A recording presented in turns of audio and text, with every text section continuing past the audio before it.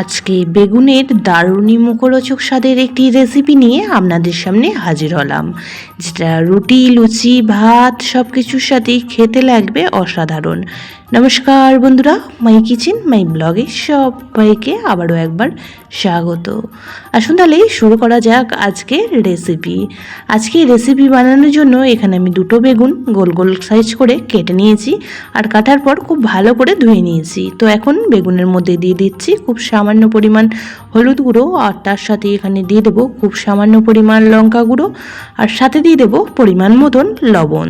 দিয়ে বেগুনগুলিকে খুব ভালো করে মেখে নেব, আর বেগুনগুলিকে মাখার পর রেখে দেবো 10 মিনিট রেস্টে। বেগুনগুলি লবণ হলুদ মেখে যদি কিছুক্ষণ টাইম রেখে দেওয়া যায়, সেক্ষেত্রে ভাজার সময় তেলের পরিমাণটা অনেকটাই কম লাগে। তো এখন কড়ার মধ্যে পর্যাপ্ত পরিমাণ সাদা তেল দিয়ে দিয়েছি। তেল খুব ভালোভাবে গরম হয়ে গেলে বেগুনগুলিকে একে একে ভেজে নেব। প্রথমেই কড়াতে যতগুলি বেগুন ধরেছে বেগুনগুলিকে ভেজে তুলে রাখবো, আবারও দ্বিতীয় ব্যাচে বাকি বেগুনগুলিকে ভেজে নেব। তো বেগুনগুলি এই পর্যায়ে লাল করে ভাজা হয়ে গেছে, এখন তেলটা ঝরিয়ে তুলে রাখছি।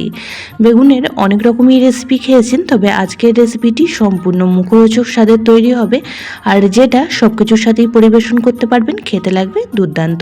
তো সমস্ত বেগুনগুলি ভেজে তুলে রাখার পর কড়ার মধ্যে যে অবশিষ্ট তেলটা রয়েছে তার মধ্যেই বাকি রান্নাটুকুনি করে নেব। তো তেলের মধ্যে প্রথমে ফোড়ন হিসাবে এখানে আমি ব্যবহার করেছি বেশ কিছু গোটা গরম মশলা। ফোড়নটিকে সুন্দর করে ভেজে নিয়েছি। ফোড়ন থেকে মিষ্টি গন্ধ আসলে এখানে অ্যাড করে দিলাম 1 চামচ পরিমাণ আদা পেস্ট। তো আদাটা তেলের মধ্যে বেশ কিছুক্ষণ সময় নিয়ে ভেজে নিয়েছি, আর ভাজা হয়ে গেলে এখানে আমি অ্যাড করে দিলাম একটা বড় সাইজ টমেটো কুচি। তো টমেটোটা যাতে তাড়াতাড়ি নরম হয়ে যায় তার জন্য এখানে খুব সামান্য পরিমাণ লবণ অ্যাড করে দিলাম। আজকের রেসিপিটি সম্পূর্ণ নিরামিষভাবে তৈরি করছি, তাই যে কোনো দিন কিন্তু বানিয়ে পরিবেশন করতে পারেন।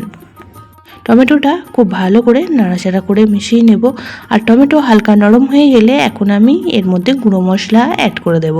তো গুঁড়ো মশলার মধ্যে এখানে অ্যাড করলাম ছোটো চামচের 1 চামচ হলুদ গুঁড়ো, 1/2 চামচ লঙ্কা গুঁড়ো, আর দিয়ে দিচ্ছি এখানে 1 চামচ পরিমাণ ধনিয়া গুঁড়ো।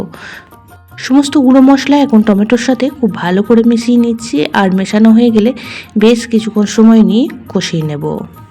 পুরনো বন্ধুরা সবসময় আমার পাশে থেকে আমাকে এতটা সাপোর্ট করার জন্য অনেক অনেক ভালোবাসা। নতুন বন্ধুরা যারা চ্যানেলে ভিজিট করছেন, চ্যানেলটি এখনও পর্যন্ত সাবস্ক্রাইব করেননি, তাদের কাছে অনুরোধ রইল চ্যানেলটি সাবস্ক্রাইব করে পাশের বেল আইকনটি অল করে দেবেন। তাহলে আমি যখনই কোনো ভিডিও দেব নোটিফিকেশন সবার আগে আপনাদের কাছে পৌঁছে যাবে। তো মশলা খুব সুন্দর করে কষিয়ে নিয়েছি। মশলা থেকে তেল ছেড়ে আসলে এখানে আমি অ্যাড করে দিলাম 1/2 কাপ পরিমাণ টক দই। টক দইটা প্রথমেই খুব ভালো করে ফেটিয়ে নিয়েছি, আর অবশ্যই করে টক দইটা দেওয়ার আগে খুব ভালো করে ফেটিয়ে নেবেন।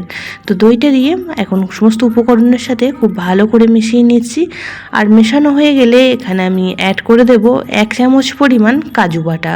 7 থেকে 8 পিস কাজু আমি আগে থেকেই বেটে রেখে দিয়েছিলাম, সেই কাজু বাটাটা অ্যাড করে দিচ্ছি। আপনাদের হাতের কাছে কাজু থাকলে সেই কাজু বাটা একটু অ্যাড করে দেবেন, তাতে করে গ্রেভিটা খুব সুন্দর তৈরি হবে। আর যদি না থাকে তাহলে বাদ দিয়ে দিতে পারেন, তাতে করেও রেসিপিটি খেতে ভালো লাগবে।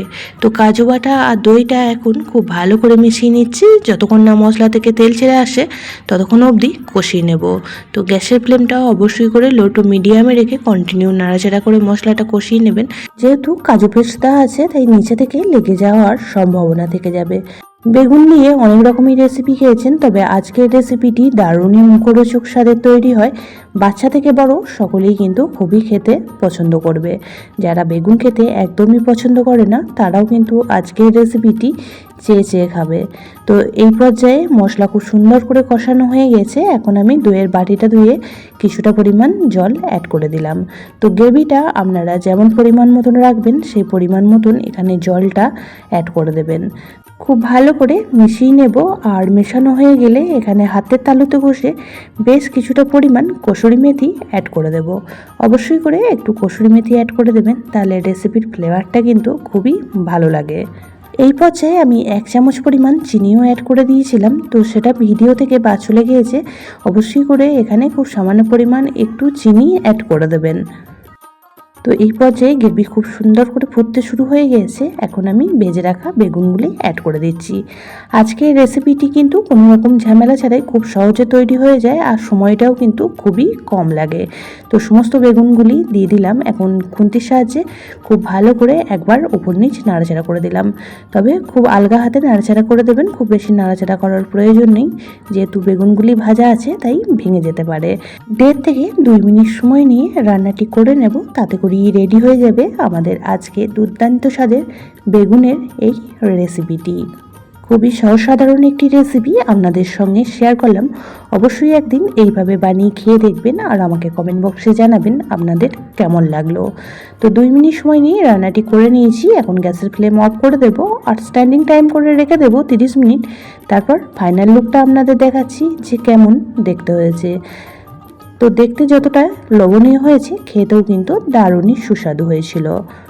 আজকের রেসিপিটি যদি বেশি ভালো লেগে থাকে তাহলে একটা শেয়ার করে দেওয়ার অনুরোধ রইল। সবাই খুব ভালো থাকবেন, সুস্থ থাকবেন। আবারও দেখা হচ্ছে অন্য কোনো ব্লগ বা রেসিপির সাথে। ততক্ষণের জন্য সবাইকে টাটা।